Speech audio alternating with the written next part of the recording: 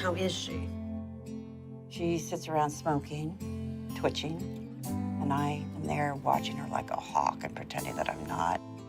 Almost one day down. 3 more to go. When you think it's the end of the road. I'm so sorry. Wish I'd been around. You should have been. You think it's my fault that you're an addict. Oh my God. It just goes on and on. I am so sorry that my drug addiction is so incredibly difficult on you.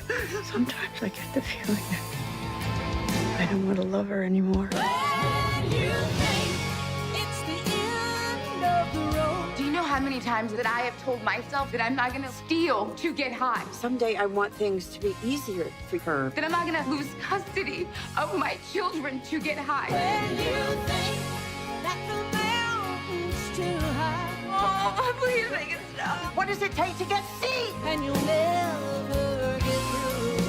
I'm so sorry, Mom. If there's anyone who has the strength to break free of this, it's you. I really believe that. I'm proud of you. Somehow you do.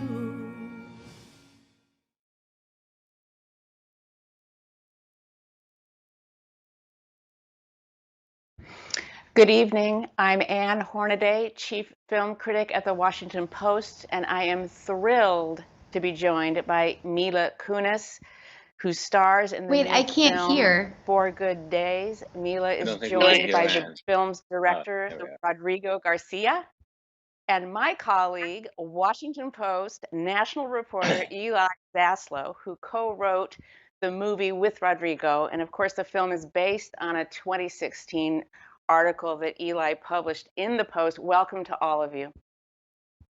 Thank Thanks. you. Hi. It's great to see you all. Eli, let's start with you because it starts with you.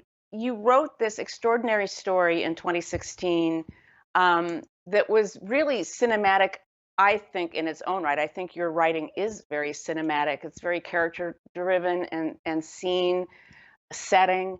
What was the most important thing for you to preserve about this story when you went to adapt it for the screen? Well, first off, that's kind. Thanks, Anne. I think the most important thing, I guess, was to preserve sort of the emotional truth of it, which is that I set out to report that story because we're still in the middle of an overdose epidemic that's killing 80,000 Americans every year. It's a massive ongoing tragedy where we have huge numbers of people in active addiction who are sort of numbing themselves out to the circumstances of their lives. And I was trying to find somebody who was in the process of trying to become unnumb, who was going to try a new treatment for opioid addiction and see if it would maybe be a way to finally start getting clean. And once I was there spending time with these 2 women, Libby and Amanda, what was also clear was that it was a codependent, complicated mother-daughter relationship in a cycle of addiction that had defined this family for a decade. And I think preserving sort of the truth in the heart of that relationship, the toll it had taken on them, and also the love in the heart that was still there, felt like a really important thing to both Rodrigo and I when we started the project. So Rodrigo, I'd like to bring you in. Did you read the article and immediately see it as a movie, or did Eli write something on spec? Tell us a little bit about the genesis of the film. No, I read the article, and yes, it was very tempting. I mean, there's always a moment of hesitation because, and I don't mean to sound callous when I say this, but addiction stories are tragic, not just for the addict but for the family. But sadly, they are, not unsimilar the one to the other. It's a tragedy, but is there a movie here? What I liked about the article was really these 2 particular characters and the mother-daughter relationship, and also how the story began already 11 years into into this tragedy, and how tired the mother was, and how pissed off they were with each other, and just the level of exhaustion. You're starting at the bottom, yes, there's some good intentions. Of course, they still love each other, but they're both just so over it. And I thought that was fresh from a storytelling point of view. And then, of course, it had that ticking clock, which never fails in movies. Indeed. And Mila, this is an incredible performance, so impressive. And I think what I appreciated about your performance is that you play a daughter. You're not playing that kind of addict character that I think we have seen, and that we might be expecting. But tell us a little bit, and it's not just a daughter, you're also a mother. So can you just tell us a little bit about how you seem to be playing on a lot of levels at once in this film? Thank you.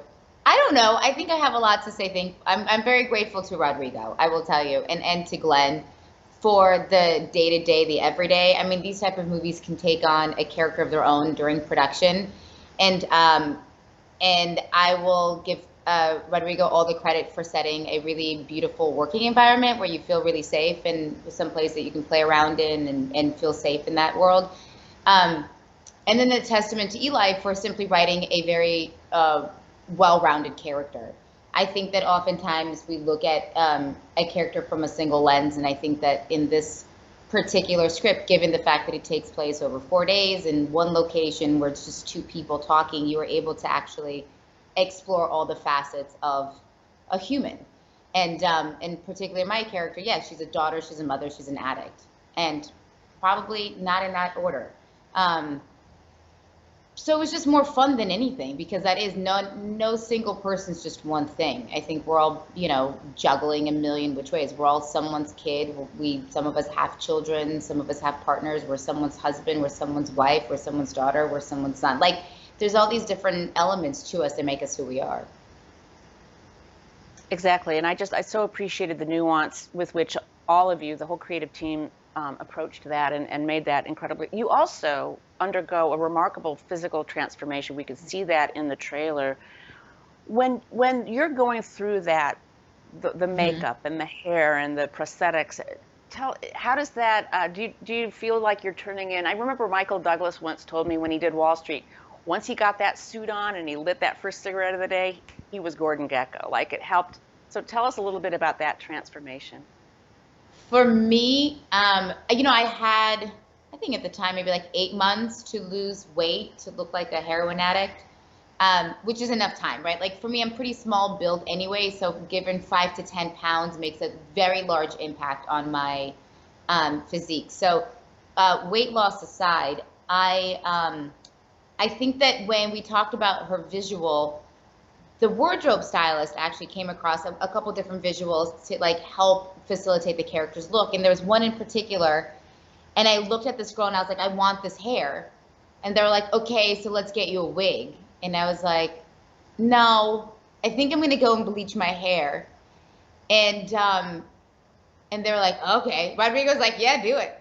So I will tell you, the hardest part was simply finding a stylist or a hair colorist that would allow me to color my hair purposefully to look bad was one of the hardest, funniest things to go through. Because I was like, no, I want roots, and I want it to look like she went like this with some green dye. And they were like, I don't understand. And I was like, just give me the dye. And then when we were doing the hair coloring process, I took the dye in my hands and I was like this. It's very easy. Like, don't touch it. And I was like, don't make it look pretty. And I felt like the colorist was having like a panic attack. But when that was all done and I looked at myself in the mirror, I genuinely was like, oh, I can do it now. So for me, above all else, was having this visual. I mean, I looked sickly, right? Like, I looked like I was already unhealthy due to my weight loss. And then on top of it, I just didn't look like myself with bleached yellow hair, dark black roots. And it was all off of a photo that I saw online. And I'm super grateful for having that photograph. So I love the transformation. I loved it. As far as like the pop marks and that kind of stuff, probably less so of an impact on me daily than it did looking at myself in the mirror and not recognizing myself. Yeah. Were you and Glenn, were you able to spend some time with Libby and Amanda, the mother and daughter that Eli wrote about? I would say pretty minimal time. What was that phone call? Oh, I'm on Washington Post. Oh. This is the thing about Zoom. My husband's like, I'm going to the bathroom, guys. I was like, okay, babe, good. Yeah, hey guys, I'm going to take care of some family business. I mean, guys, We're there. It's a pandemic. It's the life we live. It's real, right? The Glenn and I, yes, on Zoom. We spent minimal time on Zoom. We chatted with them. I think I spoke to her maybe twice, maybe. The thing about it was they're now at a place where they've made amends with where they were. And so talking to them about where she was, it's a little hard. That's the truth. I think whenever you talk to an addict about where they were 10 years ago, their perception of reality is going to be skewed. And so I didn't want that to skew what Eli had written. And I didn't want her to think that I was going to be imitating her or mimicking her or doing an impersonation of her. So for me, less her, I think, was more watching videos of addicts talking about being an addict while still being an addict. That to me was more interesting than actually talking to an addict post-addiction or post-rehab. Fascinating. This really is a story of two recoveries. You know, it's Molly's recovery, Mila, your character's recovery, and it's also Deb's recovery from all those years, as Rodrigo was saying. You know, she's had it, she's over it. We saw that great clip in the trailer of her just shutting the door. So many years of deceit and betrayal and pain. I'd like to show a clip from the movie, and then Mila and Rodrigo, we can circle back and talk about it after, but let's roll the clip. Oh, God, I'm so sorry. Wish I'd been around. Yeah, you should have been. Like, it was just so sudden. You know, one day you were putting notes in my lunchbox, and then the next you disappeared on your little 2-year hiatus. I thought you couldn't stand to be around us, around me. That wasn't it. You know that's not true. Do I? Haven't we been over this a lot? Rodrigo, you've worked with Glenn Close quite a few times now. Tell us about casting her, how you talked to her about the role, and how you worked with her and Mila in developing that incredible dynamic. Well, I think, for me, the biggest piece of direction is the script itself. It's what, it tells you what I'm interested in, how I'm interested in seeing it. It says something about the tone. It says something about, the aspect that I'm interested in. So, the actors read the script. I tell them how I see it, and then I wait for them to suggest things, and I react to them. I think, Mila was talking before about how she came to the physicality of it all. Obviously the script said that she looked very diminished, to say it kindly, after, being on the streets in the most recent chapter for months or a couple of years. But good actors are great at this. I waited for her to pick the hair and what the skin might look like and how much she should weigh. I'm basically waiting to react. And the same with Glenn. When you're working with artists like that, I think it's better to delay direction so that the actors aren't working with the director's voice in their head. I'll answer questions if you want me to, but tell me where you're at. Tell me what you're responding to. If something comes back to me that I don't understand or I don't like, then I'll speak up. But I'm usually, I think often it should be called reacting and not directing. You have to leave a space there for the other artist to step in and make it theirs. A lot of what you call the dynamic, the relationship between them was in the script and it was in the article. A lot of love and a lot of suspicion and mutual exhaustion and mistrust.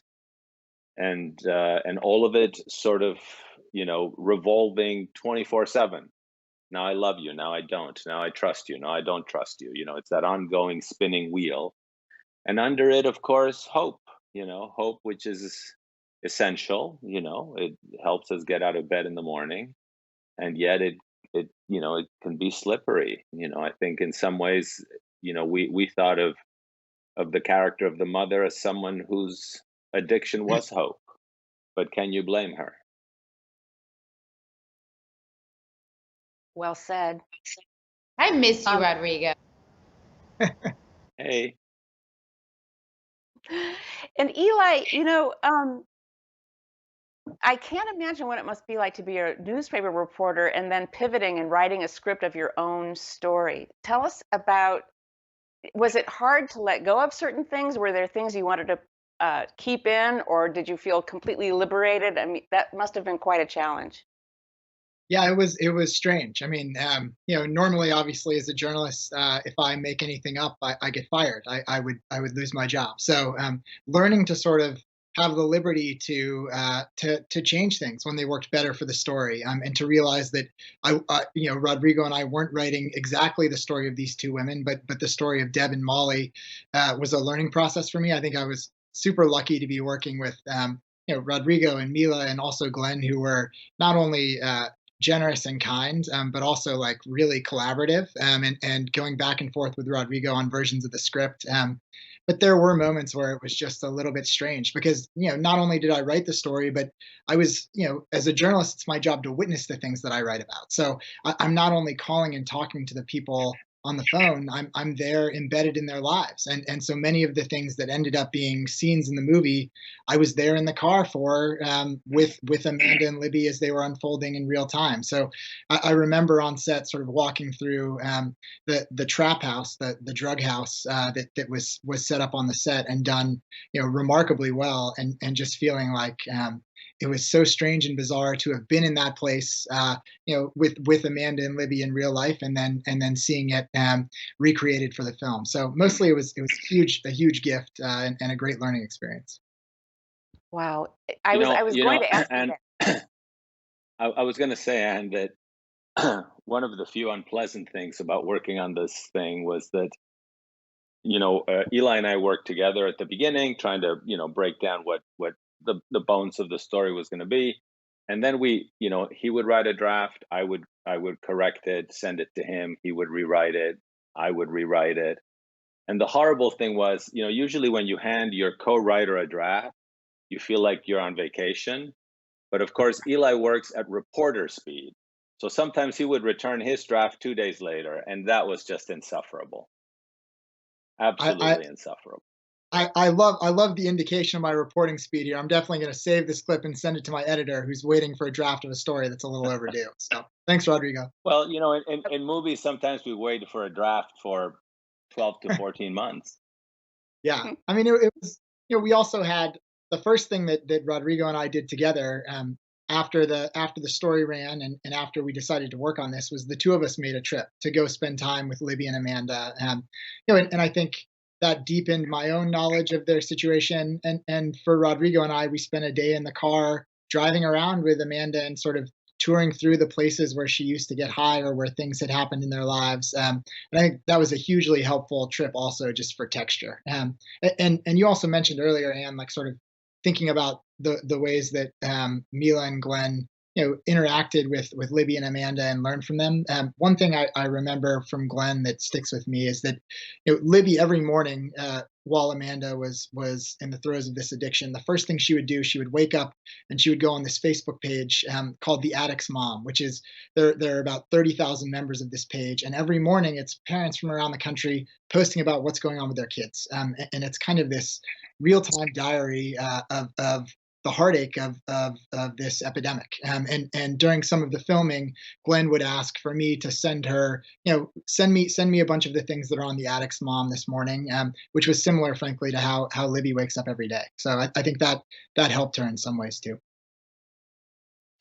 You know, that brings up what impresses me so much about this movie. I am old enough. I don't think Mila and Eli, you're too young to remember. I mean, Rodrigo, maybe you might remember Go Ask Alice, which was the big scare movie in my generation. That was that was the Yeah. movie they made to scare us straight from doing drugs. And we've come a long way, from that kind of a genre. And just what you just said about the Facebook moms, I mean, this is existing in a changed world. And I think I would like for all of you really to tell me a little bit about where you want this to land, and what you want this to accomplish, as opposed to those older sort of addiction narratives that we've all grown up with. Maybe I'll start with Rodrigo on this one.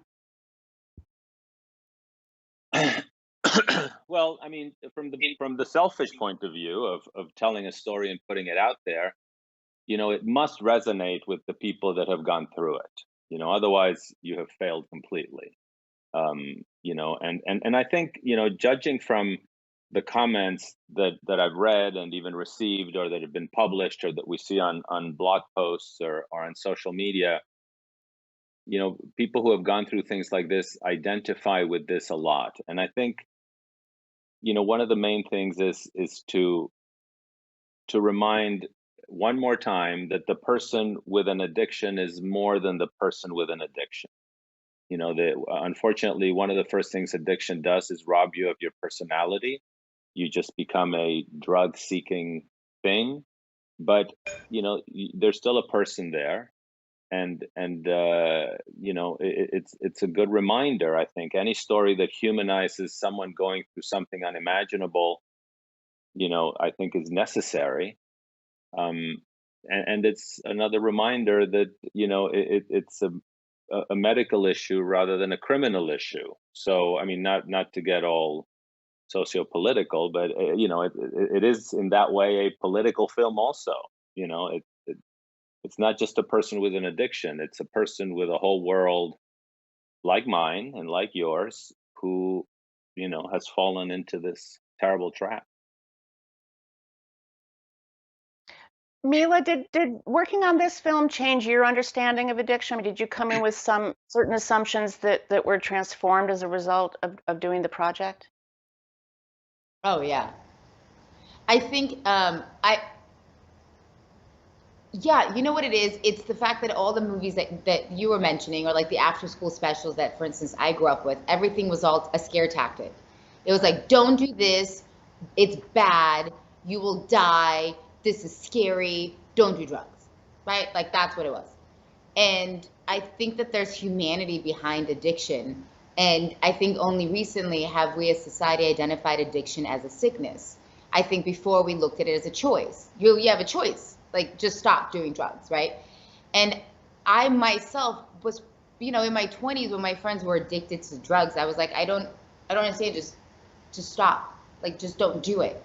And it's so much easier said than done. And I am really fortunate that I didn't fall into that trap. And I also in my 20s didn't allow myself to have sympathy for somebody who did. And so doing this film and trying to genuinely wrap my head around somebody who's so addicted and it's such a sickness that they can't even stop it for their children, I myself in my 20s would have been like, that's not possible. And now having kids, I look at it and I go, there's nothing, I would move a mountain for my children.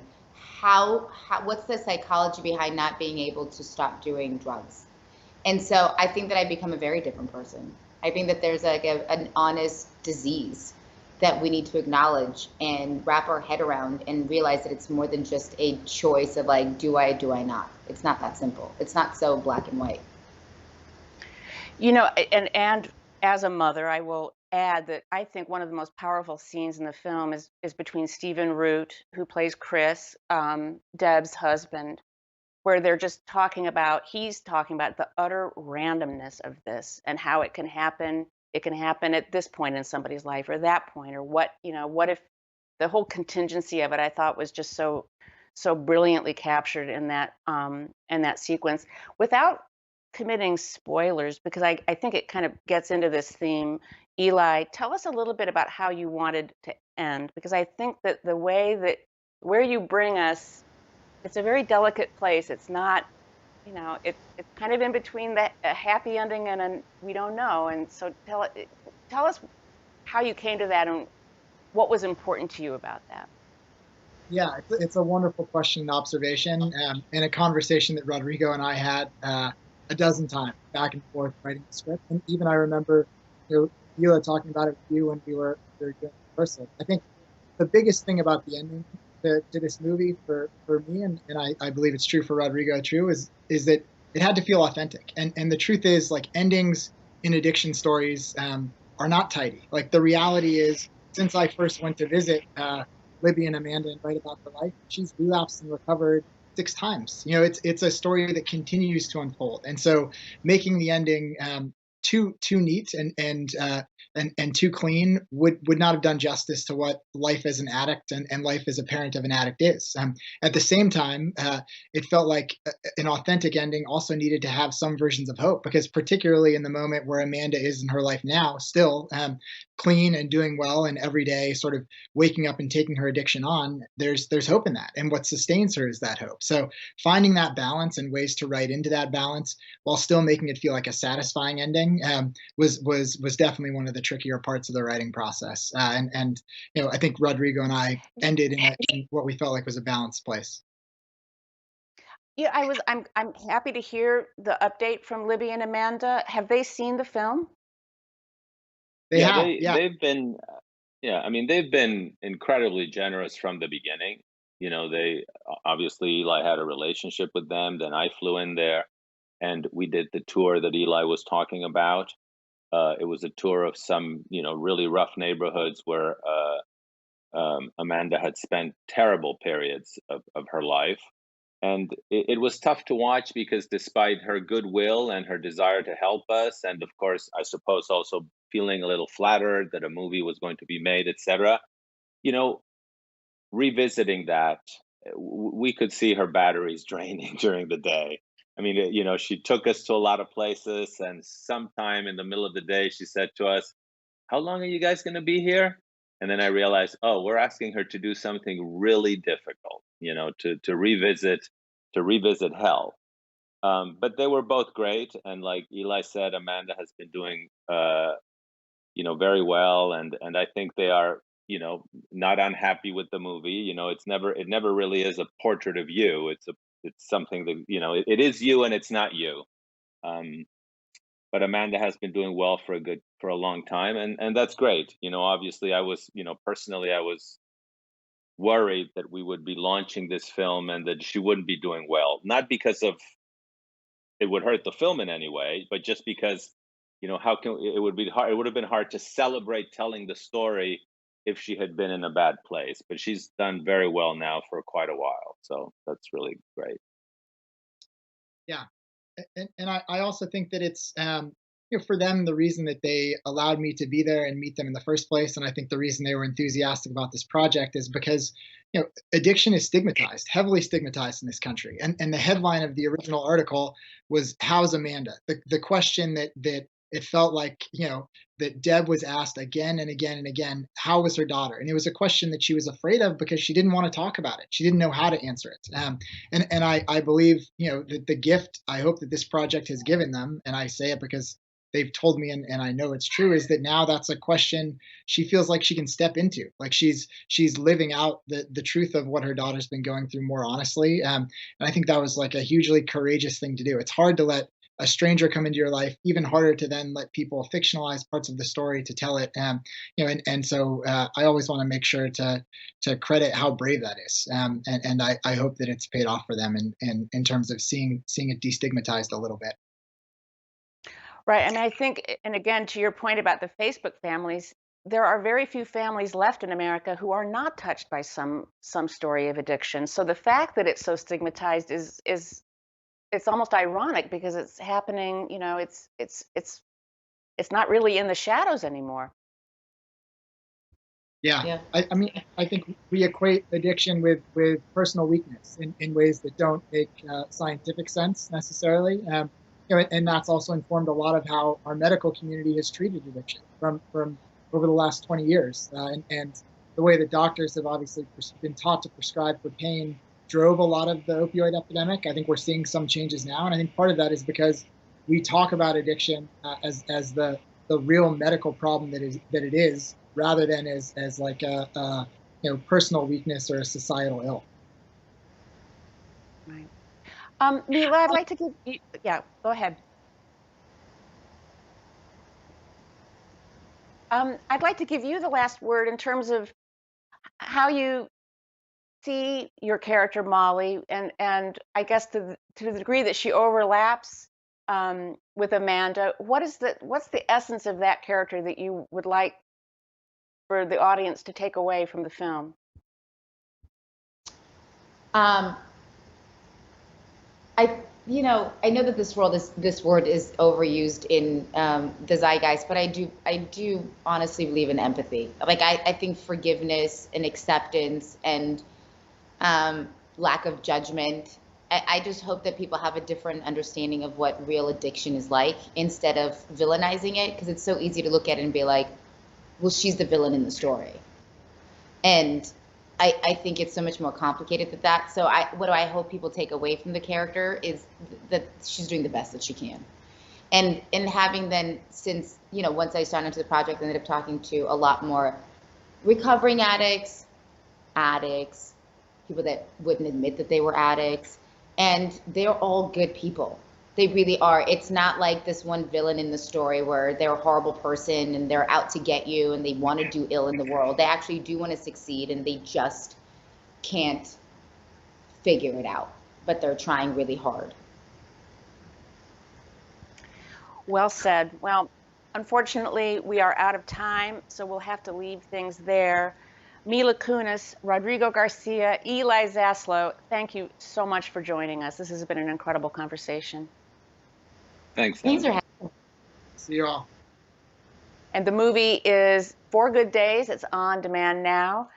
Please come back and join my Washington Post colleague live on Washington Post Live tomorrow, 10 a.m. Eastern. My colleague David Ignatius will be interviewing the managing director of the IMF, Kristalina Georgieva. You won't want to miss that. As always, thank you for watching. I'm Ann Hornaday.